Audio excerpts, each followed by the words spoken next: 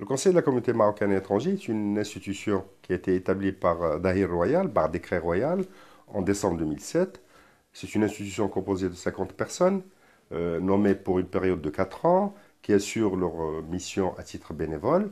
C'est une composition provisoire, puisqu'une des premières missions de l'actuel Conseil, des membres de l'actuel Conseil, est de réfléchir et d'élaborer un avis sur les modalités de composition du futur Conseil pour, disons, assurer une plus grande, pour refléter au mieux la diversité des communautés marocaines aujourd'hui à travers le monde. Donc, c'est une formation provisoire qui doit travailler durant 4 ans.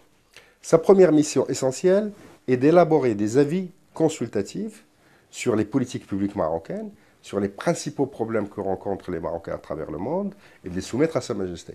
C'est de voir comment améliorer de manière significative les politiques publiques marocaines en direction de ces populations. Donc c'est une institution fondamentalement consultative. Ce n'est pas un ministère de plus, ce n'est pas une agence de plus, ce n'est pas une fondation de plus. Le Conseil de la communauté marocaine étrangère ne relève pas du pouvoir exécutif. C'est la première mission. La seconde est d'être une institution prospective, c'est-à-dire de réfléchir sur l'avenir, d'essayer d'anticiper les évolutions du phénomène migratoire et des relations et des effets de cette problématique migratoire sur le Maroc. Cela passe notamment par la rédaction, l'élaboration et la rédaction d'un rapport tous les 2 ans. Donc notre premier rapport va être publié durant le premier semestre 2010 et ce rapport doit essayer d'évoquer les grandes problématiques d'avenir. Je donne un exemple. Par exemple, la féminisation de l'immigration est une tendance lourde, essentielle, importante. Quelles sont les conséquences de cette féminisation?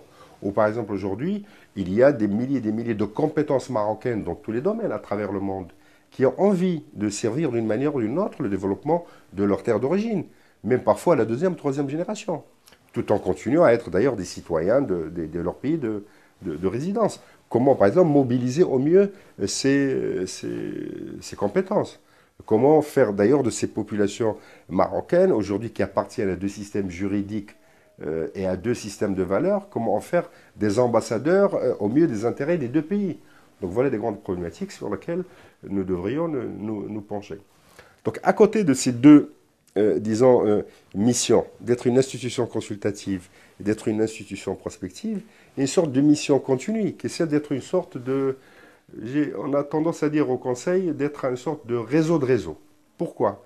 Parce que quel que soit le nombre des membres de ce Conseil ou du futur Conseil, il y a des milliers et des milliers aujourd'hui d'acteurs associatifs, de compétences, de chercheurs, d'entrepreneurs, d'artistes, de créateurs parmi ces communautés marocaines à travers le monde. Et donc, quel que soit le nombre des membres du Conseil, il ne pourra pas rassembler tous ces gens.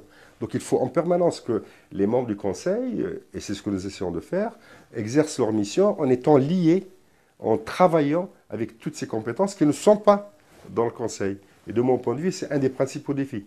Travailler avec le maximum et travailler avec ceux qui ne sont pas membres du Conseil.